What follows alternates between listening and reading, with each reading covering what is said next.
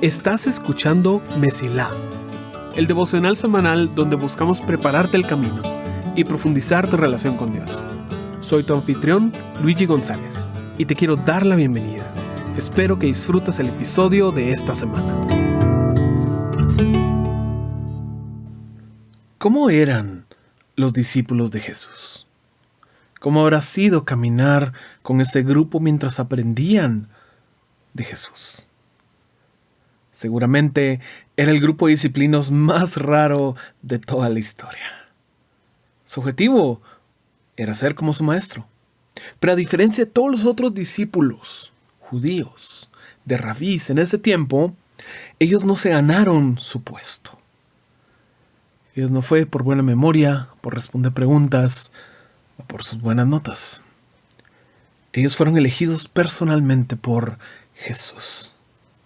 Y Él se encargó de escoger a las personas más raras, con las profesiones más alejadas de ser maestro de la ley. Claro, los milagros eran impresionantes y la enseñanza, aunque a veces confusa, era increíble. Pero dentro de todo, creo que, como todo grupo de estudiantes, algo que disfrutaron era su tiempo juntos, molestando y compitiendo. Lucas 22-24 nos indica que ellos discutían sobre quién era el mayor. Bajo los lentes de la religión, eso parece un debate teológico que nos lleva a pensar qué podemos aprender acerca de cómo ser más santos y el proceso de la santificación. Pero entendiendo quiénes eran, que simplemente eran estos hombres de diversas profesiones y edades, podemos hasta escuchar las conversaciones que tal vez tenían y el juego de definir quién era el más importante. Yo lo soy. No, yo porque yo hice esto. ¿Cómo vas a ser tú? Soy yo. Parte de lo increíble con ellos es que Jesús nunca les dijo que se porten más serios o que dejen de competir y se enfoquen en la palabra. No. Les dice que compitan sirviéndose unos a otros. Este era un grupo de amigos. Este era un grupo tan humano como los grupos a los cuales somos parte. Hace más de un año hicimos una serie sobre Pedro y los diferentes momentos que cambiaron su vida. Esa fue nuestra serie de julio del año pasado. Pero hoy quiero que nos enfoquemos en otro personaje, uno muy importante de los discípulos. Uno que siempre está en la historia, pero a menudo no participa mucho. Si Pedro era el extrovertido del grupo, aquí tenemos a alguien más introvertido, alguien más pensativo, alguien más reflexivo. Hablemos entonces de Juan. En esta serie de septiembre que vamos a llamar Los Escritos del Amado. El discípulo a quien Jesús amaba. Ese es el título tan alto que Juan se pone a sí mismo en el evangelio que lleva su nombre. Estaba Pedro, Santiago, Mateo y luego el discípulo a quien Jesús amaba. ¡Qué nivel! Y qué osadez llamarse a sí mismo así. No que no fuera cierto, ni que sea arrogancia. Es solo ¡wow! ¡Qué confianza para decirse y yo era el favorito! Nuevamente, bajo los lentes de la religión, pensamos, él tiene una autoridad más alta que los demás. Pero entendiendo que eran hombres, uno entiende el deseo de, y yo era el más cercano. Juan puede parecer callado, pero tiene sus momentos que lo dejan a uno cuestionando su madurez. Por ejemplo, leamos este pasaje que escribió. Jesús acaba de resucitar y aparecérsele a María Magdalena, y cuando ella va a decirle a Pedro y a Juan, pasa lo siguiente. Corrió y se encontró con Simón Pedro y con el otro discípulo a quien Jesús amaba. Les dijo, sacaron de la tumba el cuerpo del Señor y no sabemos dónde lo pusieron. Pedro y el otro discípulo se dirigieron a la tumba. Ambos iban corriendo, pero el otro discípulo corrió más aprisa que Pedro y llegó primero a la tumba. Juan 20, 2-4. Sí, leíste bien. En medio del momento más importante de la historia de la humanidad y el triunfo de nuestro Salvador, Juan se siente en necesidad absoluta de decir, y yo le gané la carrera a Pedro. ¿Qué tipo? No por nada a Juan y a su hermano se les puso el apodo de hijos del trueno. Con razón fueron Juan y Santiago los que le sugirieron a Jesús que ellos podían llamar fuego del cielo para acabar con la gente que no quería recibir a Jesús. Juan, por favor, cálmate. Me encanta que tenemos la imagen de Pedro tan atrevido, impulsivo, y Juan tranquilo, recostado en Jesús en la cena. No, este hombre era cosa seria, dirían. Pero Jesús no lo rechazaba. Es más, Juan era parte del círculo más cercano de Jesús. Se le daba el privilegio de estar en lo más íntimo y los milagros más impresionantes. Sobre todo, se le dio la misión de escribir varios libros en la Biblia. Escribió sus experiencias con Jesús para los gentiles en el Evangelio de Juan. Luego escribió 3 cartas y por último escribió el libro que contiene la profecía del fin de los tiempos, Apocalipsis. Podemos decir que se ocupó. Te hablo mucho de Juan como personaje, porque para entender lo que él escribió es necesario conocer su trasfondo. Este era un hombre que pensaba de forma muy profunda en las cosas. Y vamos a ver a lo largo de este mes que Dios lo inspiraba de formas que no lo hacía con otros, ni siquiera con sus otros discípulos. El primer lugar donde podemos ver esto es en el Evangelio de Juan. Como tal vez ya sabes, la Biblia es una colección de libros que tratan con historias, poesía o argumentos a través de los siglos. Pero al iniciar el Nuevo Testamento sucede algo muy interesante. En lugar de tener un solo libro que cuente la historia de Jesús, hay 4. Estos 4 evangelios nos narran el tiempo de Jesús en la tierra del punto de vista de varias personas.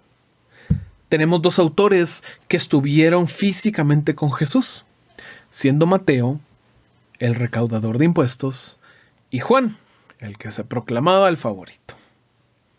Por otro lado, tenemos 2 personas que hicieron investigación y en base a lo que encontraron, narraron la historia de Jesús, siendo Lucas y Marcos. Estos 4 libros son increíbles y es de ahí que conocemos a Jesús. Pero algo tan interesante es que los primeros 3 se parecen mucho, Mateo, Marcos y Lucas. Parecen seguir un orden muy parecido y comparten muchos detalles e ideas.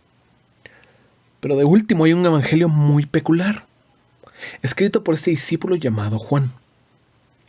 A diferencia de otros, Juan no empieza con la genealogía de Jesús. Esa era una preocupación judía. No, Juan empieza con tal vez uno de los pasajes más importantes de toda la Biblia. Dice, en el principio ya existía el Verbo, y el Verbo estaba con Dios, y el Verbo era Dios. Él estaba en el principio con Dios. Todas las cosas fueron hechas por medio de Él, y sin Él nada de lo que ha sido hecho fue hecho.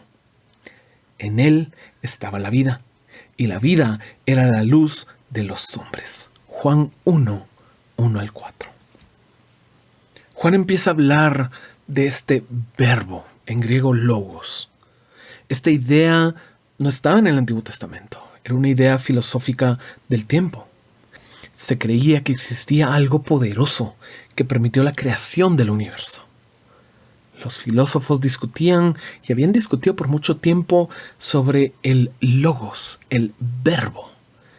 Y a esta conversación se mete Juan diciendo desde el inicio ya existía. Este logos estaba con Dios y sobre todo este logos era Dios. Y desde aquí podemos ver la gran diferencia con otros evangelios.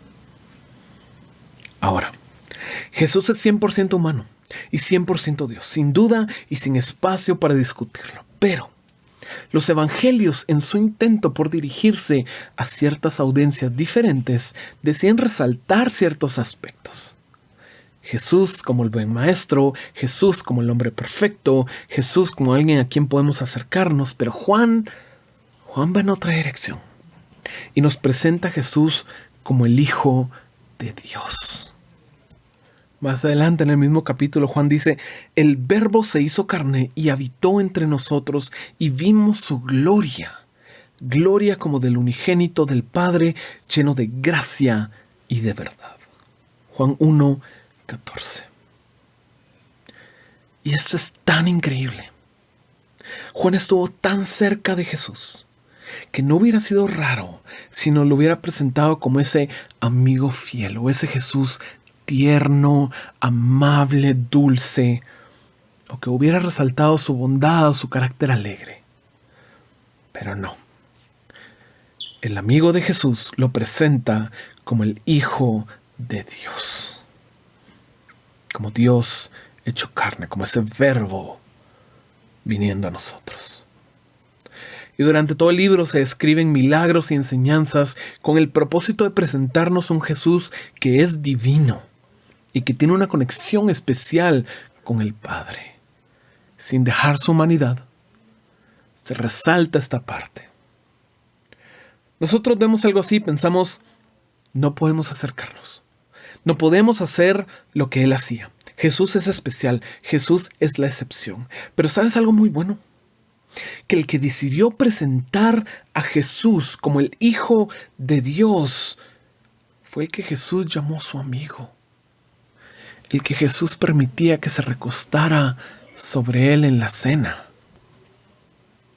El que Dios permitió que se pusiera de sobrenombre el discípulo a quien Jesús amaba fue el mismo que nos enseña que Jesús es Dios.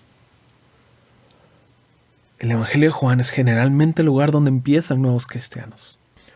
Les da una base sólida sobre quién es Jesús de una forma que pueden entender, pero realmente quiero lanzar una pregunta.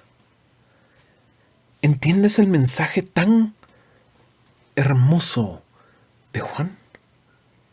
Porque lo que Juan quiere decir con todo esto es muy, muy simple. Es la buena noticia, el evangelio que predicamos a toda persona.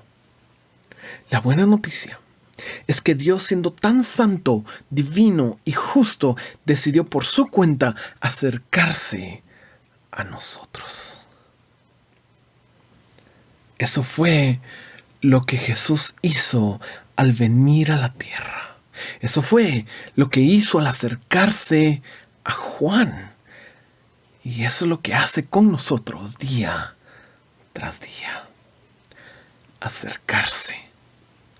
Porque Dios decidió cerrar la brecha que había entre Él y nosotros por su cuenta, con su plan y pagando el precio necesario. El discípulo más cercano nos enseñó lo lejos que realmente estaba Dios y por consecuencia la distancia que Él recorrió para volver a ganar nuestros corazones. Ese es el Evangelio de Juan y es el inicio de lo que este discípulo llegó a escribir.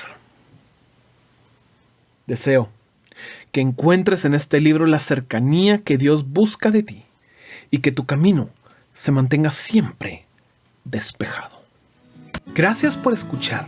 Si este episodio fue de bendición para ti, puedes ayudarnos a crecer al compartir el devocional en redes y enviándolo a las personas que sientes que necesitan escucharlo. Gracias por ser parte de Mesilá.